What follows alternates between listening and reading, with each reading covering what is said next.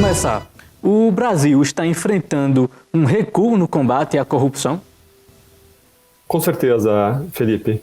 Nós vemos que ao longo dos últimos anos, com a Lava Jato, a gente avançou muito em casos concretos contra a corrupção, mas esses avanços eles estavam embasados em avanços anteriores, avanços legais. A gente teve leis que vieram, que reforçaram o combate à corrupção, lei contra organizações criminosas, a lei anticorrupção, um aperfeiçoamento que aconteceu em 2012 da lei de lavagem de dinheiro e por aí vai.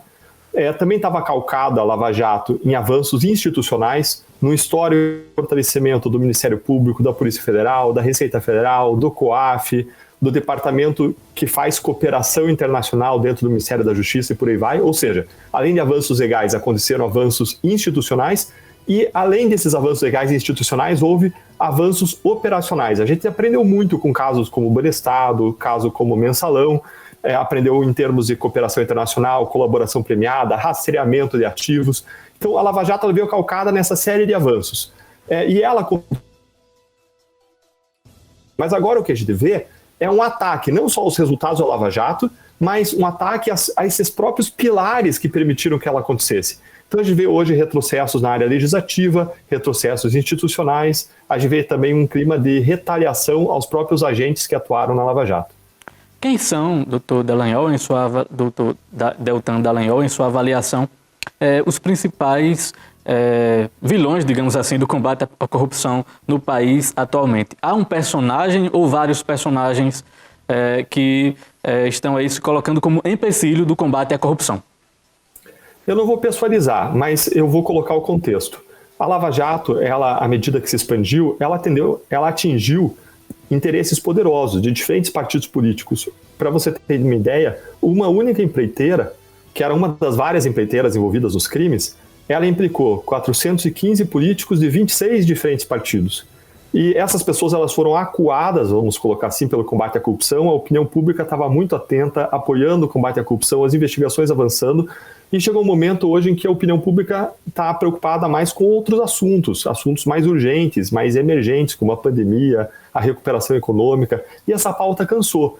Várias dessas pessoas investigadas pela Lava Jato reocuparam posições de poder e hoje a gente vive um ambiente de retrocessos. Então, o que a gente pode falar em relação a esses retrocessos? A gente vê retrocessos no poder legislativo, por exemplo. Foi aprovada uma lei de abuso de autoridade que amarra investigações legítimas contra pessoas poderosas. Foram passadas mudanças legislativas que minam as colaborações premiadas, que dificultam muito que aconteçam, que dificultam também prisões preventivas. Existem projetos hoje no parlamento que vão acabar, se forem aprovados, com a lei de lavagem de dinheiro, com a lei de improbidade administrativa, com a própria possibilidade do Ministério Público investigar. O projeto de novo Código de Processo Penal acaba com a investigação do Ministério Público e sem isso a gente não teria nem Lava Jato em Curitiba, nem Lava Jato no Rio de Janeiro. Bom, além desses problemas legislativos, a gente teve uma série de decisões emitidas no judiciário que mudaram o modelo de combate à corrupção que permitiu a Lava Jato acontecer. Decisões, por exemplo, que proibiram a prisão após a condenação de segunda instância. Decisões que mudaram as regras de competência, dizendo que quando existe corrupção política, os casos vão para a Justiça Eleitoral, que não é tão aparelhada para investigar a corrupção como a Justiça Federal é. E uma série de outras decisões também na área judicial. Para além disso, a gente tem movimentações que acontecem para mudar o perfil de algumas instituições para facilitar a retaliação. Por exemplo, foi proposta a PEC 5, que ela objetiva mudar a composição do Conselho Nacional do Ministério Público, que é quem fiscaliza a atividade do Ministério Público, e a gente vê isso num contexto em que, na nossa leitura, isso tem uma forte conotação de facilitar a punição, especialmente dos agentes que atuaram no combate à corrupção, cerceando a independência dos órgãos de investigação. Ou seja, a gente vive num ambiente, a meu ver, na minha perspectiva, de Ministério Público, em que a gente vê uma série de obstáculos, de dificuldades novas sendo colocadas no combate à corrupção. E não é só a perspectiva individual do Deltan. A própria organização internacional, chamada OCDE, Organização para a Cooperação e Desenvolvimento Econômico dos Países, muito respeitada, ela criou uma comissão, o que é algo muito raro, para acompanhar especificamente os retrocessos ao combate na corrupção no Brasil, porque isso é muito grave. A Operação Lava Jato ganhou uma grande adesão popular. Inclusive, as pessoas foram à rua pedir o fim da corrupção, ou o aperfeiçoamento do combate à corrupção. Mas, nos últimos meses, ela passou a sofrer uma série de reveses nos tribunais superiores, sobretudo no Supremo Tribunal Federal, com anulações de condenações. Advogados dos investigados dizem que houve falhas nos processos, nas investigações. O senhor concorda? De alguma forma, a Lava Jato errou ou não? Isso acontece por uma retaliação apenas? Felipe, eu não colocaria nem que é retaliação quando a gente está falando dos advogados. Os advogados estão fazendo o papel deles, né? Se a gente for seguir o entendimento dos advogados, toda investigação contra a corrupção, contra colarinhos brancos, vai ser nula desde o dia 1, nenhuma prisão vai ser cabível e todos devem ser absolvidos, né? Porque é o papel deles, é o papel de criar argumentos, sustentar argumentos em prol da defesa, em prol da anulação dos casos. E justamente para isso que existe um judiciário, para olhar os argumentos de um lado, do outro e para decidir. O Ministério Público é um órgão que, embora seja parte, embora a gente defenda a sociedade, a gente é impessoal. A nós interessa tanto a condenação de um culpado, como também a absolvição de inocente. Então, a nossa linha sempre foi de buscar condenação de culpados, absolvição de inocentes, de acordo com as regras do jogo. Em algum momento, a gente pode ter errado? Bom, tem 2 sentidos, ou 3 sentidos de erro. Vamos colocar o primeiro sentido de erro. A gente pode ter adotado uma posição de que algum tribunal discorda. Ora, a revisão de decisões e atos do sistema de justiça é algo absolutamente natural. Simplesmente significa discordância em cima de argumentos jurídicos e direito não é matemática.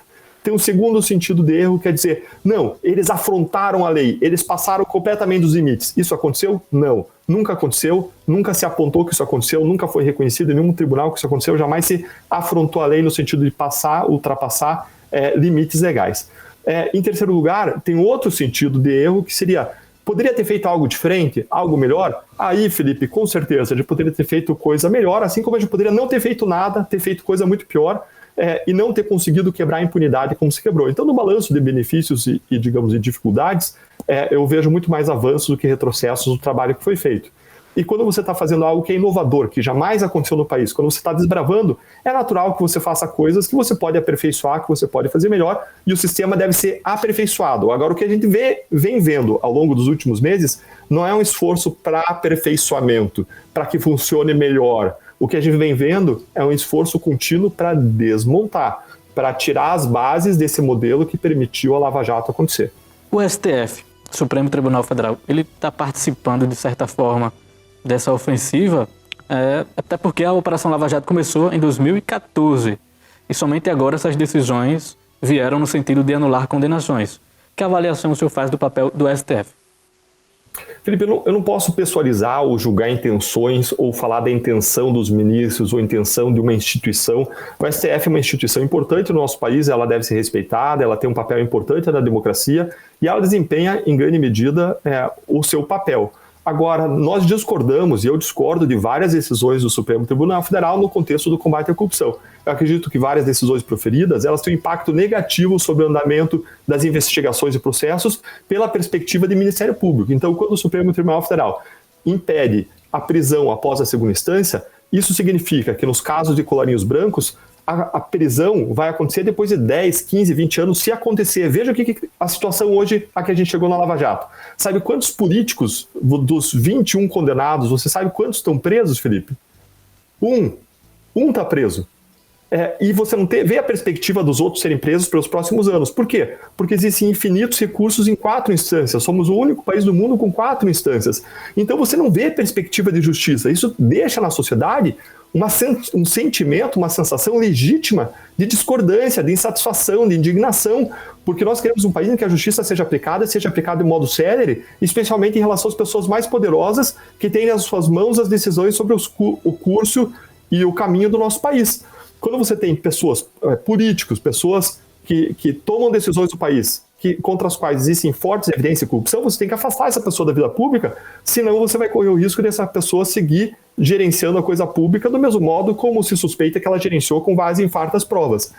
Então, a meu ver, essa decisão foi muito ruim. Houve outras decisões que criaram novas regras. Por exemplo, o Supremo Tribunal Federal, em 2019, tomou 2 decisões diferentes criando novas regras. Criou uma regra segundo a qual réu delatado deve sempre ter o direito de falar depois do réu delator no processo, e criou uma nova regra, outra, dizendo que é a Justiça Federal que deve julgar os casos de corrupção política quando parte do dinheiro vai para a campanha, parte da propina vai para a campanha. Se ela criasse essas duas novas regras e aplicasse só para o futuro, menos mal. Eu posso até discordar das regras, achar ruim, achar que não tem paralelo em outros lugares do mundo, mas menos mal. O problema é que criou novas regras que não existiam e aplicou para o passado, anulando casos, criando risco de anular. Eu acabei de saber hoje que foi anulado um caso no Superior Tribunal de Justiça aplicando essa nova regra do Supremo Tribunal Federal. Foi anulado um caso envolvendo corrupção de uma grande empreiteira, pagando para um partido, um grande partido, o Partido Progressista. Foi anulada essa condenação com base nessa nova regra que foi aplicada para o passado e que não existia no passado. Então, essas decisões, elas quebram a segurança jurídica que nós esperamos que exista para que a gente possa desenvolver investigações, processos e responsabilizar os culpados. Inclusive, daqui a pouco você tem um caso referente à Operação Calvário, que é semelhante a esse, mas antes disso, você tem sido criticado bastante em relação aos processos do ex-presidente Lula, especificamente por conta daquele PowerPoint em que ele é acusado de organização criminosa. Qual a avaliação que você faz das anulações do caso do ex-presidente Lula e também dos argumentos utilizados pela defesa de perseguição política? Houve algum excesso da Lava Jato ou o ex-presidente apenas foi condenado com base nas provas que foram apresentadas? Felipe, a gente vive num ambiente de grandes narrativas. O ex-presidente Lula foi julgado, investigado conforme as regras do jogo. A nós não interessava a condenação de um inocente ou a absolvição de um culpado. Não, a gente investiga e julga segundo as provas e segundo as regras do jogo. Para vocês terem ideia, colocar um contexto, porque às vezes o ouvinte, o telespectador, não entende muito como funciona o sistema de justiça, todos nós que trabalhamos na Lava Jato, todos os procuradores, nós atuávamos aqui em Curitiba em 15 a 20 procuradores, todos concursados, sem qualquer história de vínculo político partidário e com diferentes visões de mundo. Então, nós tínhamos na nossa equipe pessoas que, em 2018, no segundo turno, votaram em Bolsonaro, votaram em Haddad e votaram nulo, que anularam o seu voto porque entenderam que nenhuma opção era boa. A gente tem esses três tipos de perfis, a gente tinha na Força Tarefa trabalhando em conjunto. O que mantinha essa equipe unida? O foco e o propósito de fazer justiça e servir a sociedade. Se alguém fizesse qualquer coisa fora das regras do jogo, qualquer coisa fora disso, a primeira coisa que ia acontecer era a cisão da equipe. Porque ninguém era obrigado a trabalhar, a gente não tem chefe no Ministério Público, é como se fossem ilhas independentes que se uniram, formaram um arquipélago ali para servir a sociedade e atender um propósito maior. Então esse é o contexto em que a gente atuou, essa era o ambiente em que a gente desenvolveu esse trabalho, de pessoas preocupadas em fazer um trabalho técnico e julgar de modo correto crimes de desvios de bilhões de reais da nossa sociedade que prejudicam na saúde, na educação, na segurança e por aí vai. Então esse foi o contexto. Bom, e quando a gente desenvolveu essa investigação, esse processo, assim como em outros lugares do mundo e outras investigações por corrupção, é normal e natural que surjam narrativas. As pessoas que estavam sendo investigadas e processadas, muitas são poderosas. Nós estamos falando de grandes líderes nacionais, de pessoas que comandam ou têm grande influência em partidos que não estão em um município do país, que nem a Lava Jato, são 15 procuradores em Curitiba. Não, a gente está falando de partidos que estão em mais de 5 mil municípios brasileiros. Partidos que têm grandes máquinas de comunicação, partidos que têm robôs na internet trabalhando para eles, nas mídias sociais. Então você cria um poder de narrativa muito grande. E na página 1, na página A, no capa de rosto do manual de todo político investigado ou processado por corrupção no mundo, está dizer que está sendo perseguido. O que você tem que fazer é examinar os fatos e as provas. Veja, a condenação do ex-presidente Lula, que foi anulada, foi uma condenação que foi não só proferida por um juiz, ela foi confirmada de modo unânime por 3 julgadores independentes no tribunal que também nunca entraram lá politicamente. E ela foi confirmada por outros 4 ministros do Superior Tribunal de Justiça, inclusive pessoas indicadas pelo próprio ex-presidente Lula e pela sua sucessora. Então, dizer que existia um clima de perseguição política dentro desse contexto é criar uma teoria conspiratória. Agora, o que aconteceu nesse caso? Esse caso, o caso envolvendo o Triplex foi anulado por uma maioria na segunda turma do Supremo Tribunal Federal, por se entender que uma série de decisões somadas e a saída do ex-juiz Sérgio Moro para atuar no Ministério da Justiça, tudo isso formava uma aura de quebra de imparcialidade. Eu discordo radicalmente dessa decisão. Respeito, claro que a gente cumpre a decisão judicial, a gente respeita, mas eu discordo radicalmente. Uma série de dados levados para o processo mostram a imparcialidade, e mais do que isso, a maior garantia que as pessoas têm de um julgamento correto, imparcial e técnico é a fundamentação das decisões, que já tinha sido revista não só num tribunal de apelação por 3 desembargadores, mas por 4 ministros do Superior Tribunal de Justiça, e aquilo tudo tinha sido confirmado. Então, a minha perspectiva independentemente da atuação do Supremo Tribunal Federal, que acabou revertendo esse caso, revertendo a condenação, anulando esse caso, remetendo para Brasília, existiu uma atuação técnica fundada em provas, em fatos e na lei, e que foi confirmada em 2 instâncias antes de ter sido anulado. Você citou o ex-juiz e ex-ministro Sérgio Moro. Ele acertou ou errou na sua avaliação em sair da função que exercia, que era reconhecido, para assumir o Ministério da Justiça e Segurança Pública no governo de Jair Bolsonaro? Essa foi uma decisão muito pessoal dele. Eu não fui consultado para essa decisão, foi uma decisão que ele tomou e eu consigo entender essa decisão. Agora, veja que tem 2 modos de você avaliar algo. Você tem como avaliar algo de trás para frente, sem engenheiro de obra pronta, e de acordo com o resultado você diz se foi bom ou foi ruim, ou você tem que voltar lá atrás e tentar pensar com o conhecimento de realidade que se tinha naquela época, se foi uma decisão boa ou uma decisão ruim. Qual era o momento e o contexto em que se inseriu essa decisão? O contexto era o seguinte: a Lava Jato tinha avançado de modo consistente contra a corrupção política, responsabilizando muitas pessoas na primeira instância, as investigações ainda não tinham avançado muito no Supremo Tribunal Federal, e nós víamos uma série de movimentos de reação às investigações. E essa história a gente já viu antes. A gente já viu ela acontecer antes na Itália. Existe uma operação muito parecida, mais parecida com a Lava Jato no mundo, foi a Operação Mãos Limpas italiana, e nessa Operação Mãos Limpas houve um grande avanço e depois houve uma série de retrocessos. E os retrocessos foram acontecendo ao longo de mais de 10 anos, esvaziando resultados das operações e esvaziando os instrumentos de combate à corrupção. E a decisão que ele tomou foi: não vamos repetir o erro da Itália. Não vamos, porque, de novo, um grupo de promotores, de juízes, de policiais em Curitiba tem um poder muito limitado, atua em investigações específicas. Quem muda as regras está em Brasília, e a decisão dele foi ir a Brasília para tentar mudar as regras do jogo ou preservar os resultados do trabalho e mudar as regras do jogo para avançar e não para retroceder contra a corrupção, né? Barrando retrocessos e promovendo avanços. Então eu entendo a decisão dele. Agora, com o privilégio de revisão retrospectiva, sendo engenheiro de obra pronta, deu certo? Não, não deu certo. Não só não deu certo, mas fortaleceu o argumento de que ele teria atuado de modo suspeito, mas é um argumento com o qual eu não concordo. Eu acho que esse argumento passa longe da realidade, mas sendo engenheiro de obra pronta, a gente poderia dizer, não, talvez não tenha sido a melhor decisão. Agora, para a gente poder cravar que não foi a melhor decisão, a gente teria que ter uma visão do que teria acontecido se ele não tivesse tomado essa decisão. Quem disse que se ele não tivesse tomado essa decisão, em 2019 os retrocessos não teriam sido muito piores? Eu não sei, assim, só Deus sabe isso, eu não sei. Então é muito difícil avaliar essa decisão.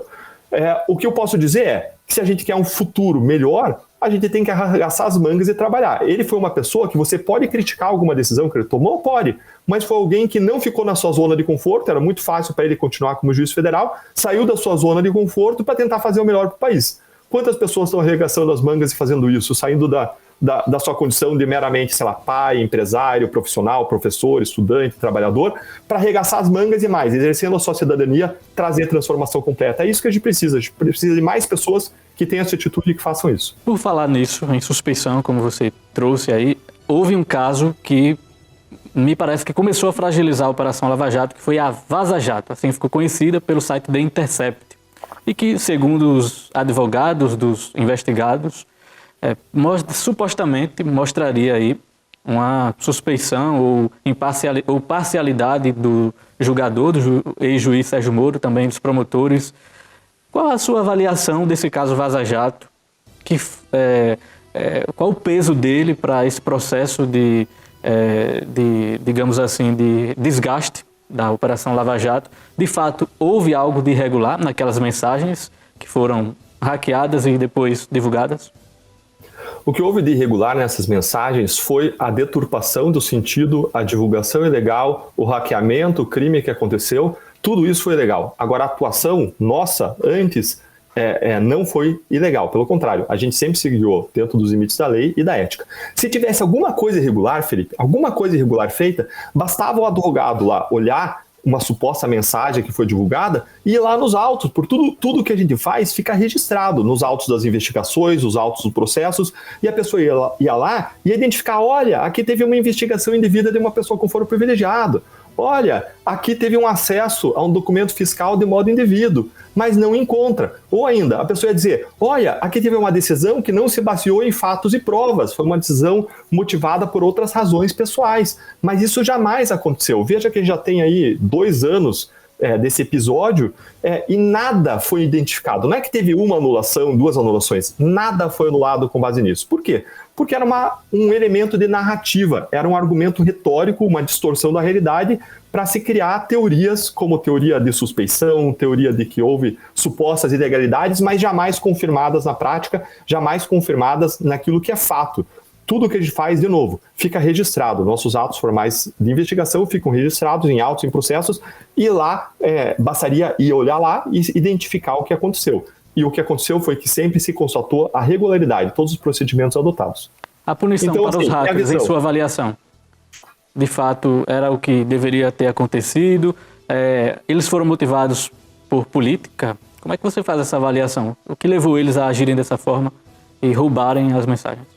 Felipe, sinceramente, eu não acompanho esse caso dos hackers. Eu não sabia nem se eles... Você está falando que eles foram apenados, eu não vi condenação até agora. Assim, se foram condenados, para mim é novidade. Eu não acompanho de perto, sinceramente, esse caso. Acho que eles devem ser julgados e responsabilizados pelos crimes se os fizeram, do mesmo modo que todos os outros, de acordo com as regras do jogo, e com punições exemplares, como para todo mundo que comete crimes, e a mesma coisa eu afirmaria. Existindo prova, para além de uma dúvida razoável de que eles cometeram os crimes, eles devem ser responsabilizados, do mesmo modo como eu falo, para qualquer político de qualquer partido, para qualquer pessoa envolvida em crimes. Essa é a minha visão. Agora, eu não vejo isso como um papel central. Eu acho que isso deu argumento, deu retórica para muita gente que já estava interessada em atacar a Lava Jato, em buscar o seu desmonte. Agora, não é isso que desmonta a Lava Jato. O que desmonta a Lava Jato? É quando você tem um projeto de lei que tira o poder de investigação do Ministério Público, como está proposto agora lá no Congresso, no projeto de novo Código de Processo Penal.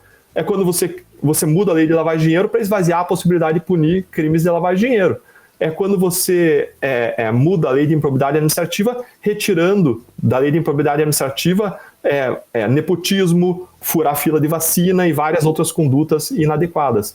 Então, quando você muda a composição do Conselho Nacional do Ministério Público, diminuindo a independência dos promotores e juízes, dos promotores e procuradores que atuam contra a corrupção, especialmente a corrupção política. Isso tudo muda. Muda quando você tem uma decisão que proíbe a prisão em segunda instância. Então, tudo isso muda as regras do jogo e torna mais difícil, na minha visão, a investigação e o processamento de corrupção. Mas não essas mensagens. O que essas mensagens fazem, a meu ver, é criar uma retórica, criar uma narrativa, criar um desequilíbrio, criar um clima mais desfavorável. Uma pergunta para encerrar essa primeira parte. O governo Bolsonaro tem errado no combate à corrupção? Aquela corrupção das estatais, ela teve um fim? Qual a sua avaliação do que está sendo feito nesse atual governo em relação ao combate à corrupção? Felipe, não dá para a gente falar se teve fim ou não teve fim. Por quê? Porque veja que a corrupção que a Lava Jato revelou, ela vinha desde há décadas e não tinha sido descoberta, e não tinha sido comprovada. Ela existia, estava lá, mas ninguém sabia. O que preocupa a gente é que essa corrupção ela vai mudar com a mudança de quem senta na cadeira de presidente. Essa é uma corrupção sistêmica, ela é de ordem político-partidária. O que aconteceu, a gente descobriu e que existia há décadas, e políticos falaram verbalmente que existia há décadas e sempre foi assim.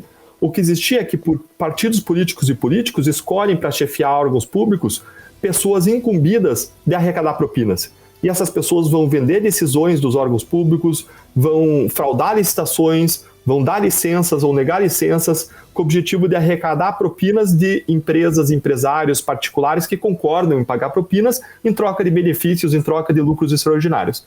Esse é o esquema que sempre existiu, que está entranhado no Brasil, não só na área federal, mas na área estadual, municipal, e é isso que a gente tem que mudar. E isso a gente não muda com um caso concreto e não muda com a figura de uma pessoa que senta numa cadeira, por mais importante que seja essa cadeira no país, essa posição, né, pública no país. E isso você muda com mudança de regras, mudanças de incentivos e desincentivos. E a questão que a gente tem que pensar e cobrar é qual é o compromisso do atual governo e do atual parlamento e do atual judiciário com a mudança de regras a favor da combate à corrupção. Esse é o ponto, esse é o grande ponto. E quando a gente olha especificamente para o governo federal, e eu posso analisar o Congresso do mesmo modo, eu vou ver problemas, e posso analisar o Judiciário do mesmo modo, e vou apontar dificuldades, o problema que eu vejo quando olho o governo federal o governo divulgou em fevereiro uma lista de 35 prioridades. 35 prioridades que englobavam uma série de projetos de lei. Se a prioridade do governo é o combate à corrupção, como divulgou a campanha, deveria existir lá projetos contra a corrupção, projetos para mudar esse sistema de incentivos e desincentivos. E a pergunta que eu coloco existiu alguma coisa? Não tem nada, nenhum projeto. Não é que tem 1, 2, 3, poucos projetos, não tem um projeto para mudar esse sistema de incentivos e desincentivos de combate à corrupção. Não está lá a PEC do fim do foro privilegiado, não está lá a PEC da prisão em segunda instância. Então, esse é um problema grave. Segundo lugar, a gente precisa defender a democracia. Não tem combate à corrupção sem democracia. Aliás, o combate à corrupção, objetivo o respeito das regras do jogo, o Estado democrático de direito, o império da lei, colocar todos debaixo da mesma lei. Então, a gente precisa, em segundo lugar, ter uma postura pública, os políticos, os governantes, as autoridades, de respeito à imprensa, de defesa da democracia e por aí vai.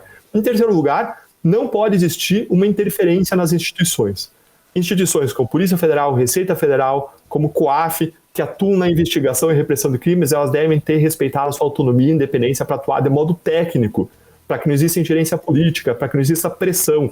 Existem instituições mais protegidas em relação a isso, como o Ministério Público e o Judiciário, mas outras não tão protegidas, como Polícia Federal, Receita Federal, e a gente precisa caminhar no sentido de protegê-las mais para evitar qualquer tipo de ingerência política. Então, a minha avaliação se nós queremos que o governo federal contribua para o combate da corrupção, a gente precisa que priorize projetos e propostas contra a corrupção, quando não tem nenhum na lista de prioridades, que não existe interferência em órgãos públicos que atuam na investigação e processamento criminal de casos, e, em terceiro lugar, que existe uma postura pública de defesa da democracia e dos valores democráticos muito consistente.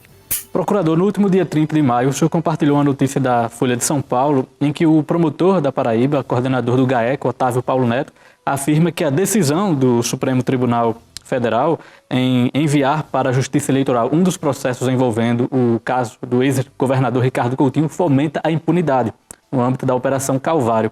O senhor concorda com essa avaliação dele e que avaliação o senhor faz da Operação Calvário, que inclusive acontece aqui na Paraíba, desvendando aí um esquema de corrupção no governo do Estado? Felipe, eu tive o privilégio, a honra de conhecer o promotor de justiça Otávio ao longo desse tempo de Lava Jato, ao longo desses últimos anos. E eu tenho nele uma das pessoas mais comprometidas com a sociedade, com o combate à corrupção e com a integridade que eu já conheci na minha história. É uma pessoa extremamente dedicada, que busca fazer seminários eletrônicos, aqueles workshops, tem até um nome específico para isso, os Hackfests. Ele buscou desenvolver sistemas, ideias novas. Ele é uma pessoa que não doa o seu tempo de trabalho, ele doa a sua vida para o combate à corrupção. É uma pessoa em cuja integridade eu confio 1000%. Então, ele ficou muito frustrado com essa decisão, como todos nós do sistema de justiça que atuamos contra a corrupção, temos ficado frustrados com uma série de decisões que nós entendemos como decisões que tornam mais difícil a investigação e o processamento da punição da corrupção. Eu não conheço detalhes do caso Calvário, mas eu posso dizer o aspecto geral, digamos assim, o contexto em que se insere essa decisão. O contexto em que se insere essa decisão foi uma discussão que aconteceu em 2009 no Supremo Tribunal Federal sobre onde deveriam tramitar os casos envolvendo corrupção política. Quando você tem casos envolvendo corrupção política, você tem corrupção, que é um crime de competência da Justiça Federal, que é onde trabalhava o ex-juiz federal Sérgio Moro, é onde trabalha a força-tarefa do caso Lava Jato, é onde trabalha a Lava Jato do Rio de Janeiro. E você tinha destinação de recursos também para a campanha eleitoral. Aquilo que popularmente se chama de Caixa 2. O Caixa 2 eleitoral, tradicionalmente, ele é sempre julgado pela Justiça Eleitoral. É ela que é competente, que tem atribuição para julgar o Caixa 2. E como que a gente sempre trabalhou na Lava Jato? A gente processou a corrupção, o crime de corrupção na Justiça Federal e deixou o crime de Caixa 2 para ser processado na Justiça Eleitoral.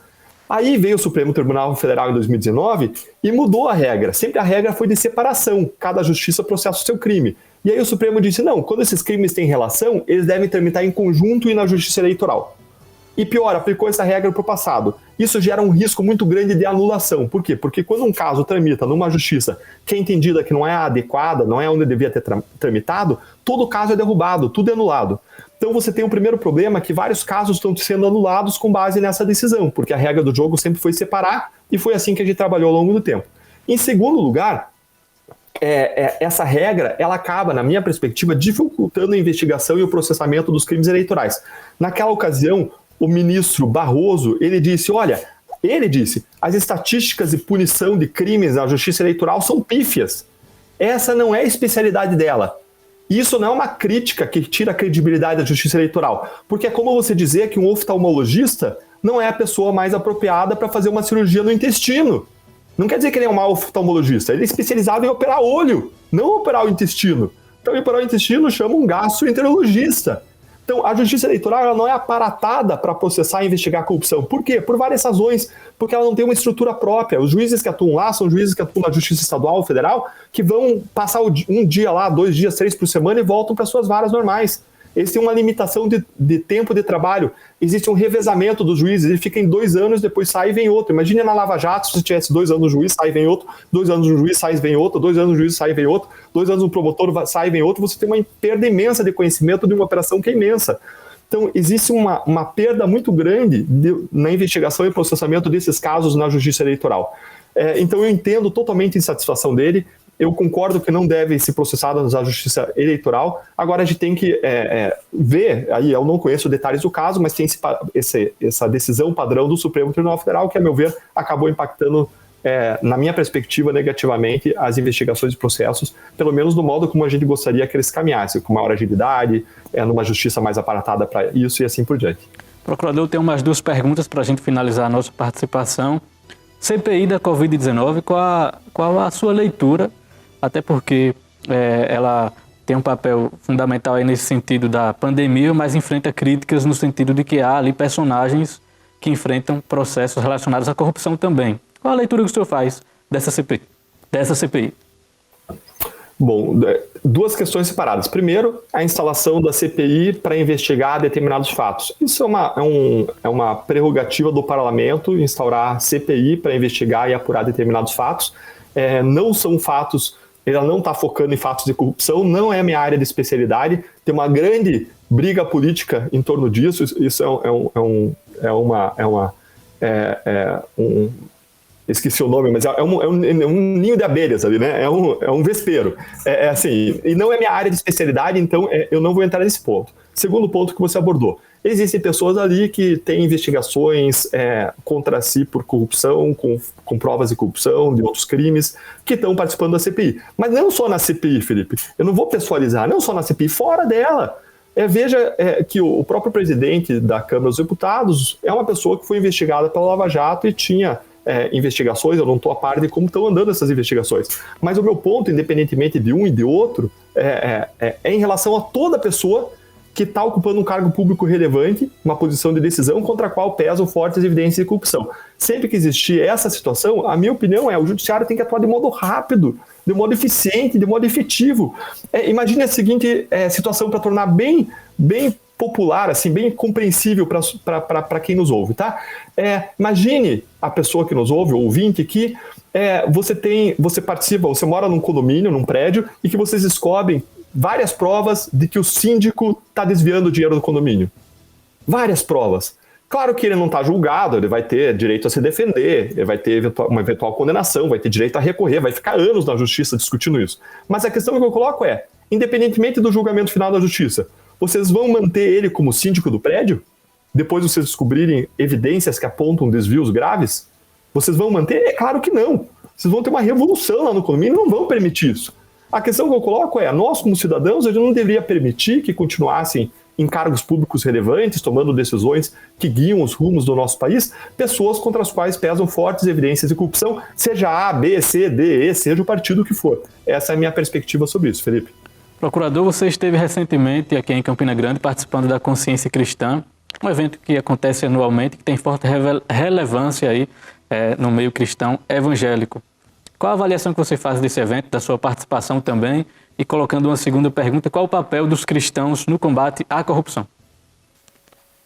Felipe, eu tive o privilégio de participar, não assisti todas as palestras, tudo que todo mundo falou, eu tive uma participação pontual, eu me senti muito honrado, prestigiado de ser convidado para um evento e achei muito bacana, achei que faz parte de uma consciência cívica fortalecida o fato de que foi chamado alguém para falar sobre combate à corrupção, sobre integridade dentro de um evento cristão dessa magnitude. Eu acredito que todos nós, independentemente de religião, nós precisamos, além de seguir a nossa religião, além de ser pais e família, nós precisamos todos ser melhores cidadãos.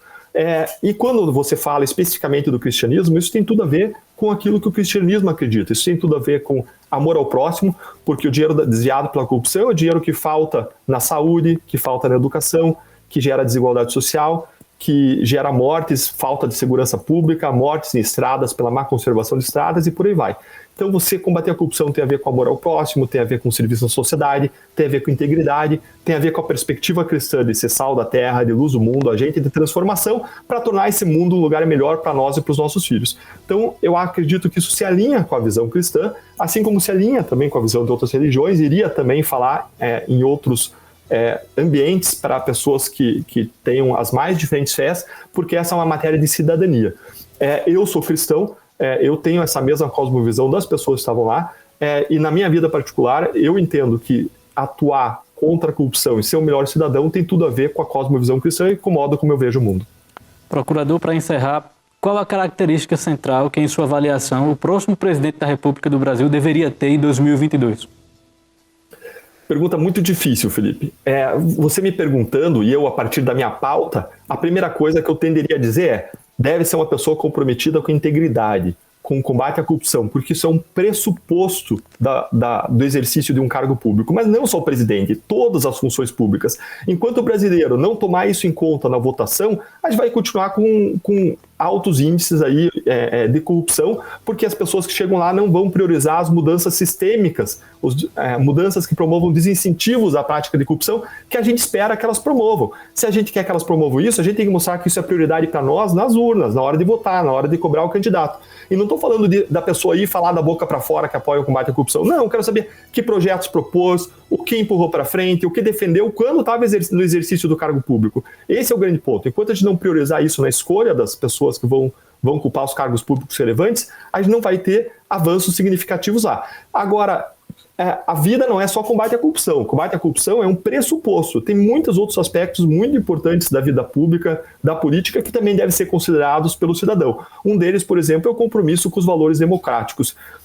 Não existe país bom no mundo que não seja democrático. Não existe país bom no mundo para viver que não seja democrático, em que não exista o respeito aos direitos mais básicos dos cidadãos. Então, precisa de um compromisso com a democracia, precisa ter um passado de integridade, precisa ter compromisso com o combate à corrupção e, é claro, precisa ter um alinhamento com a visão de mundo de cada cidadão.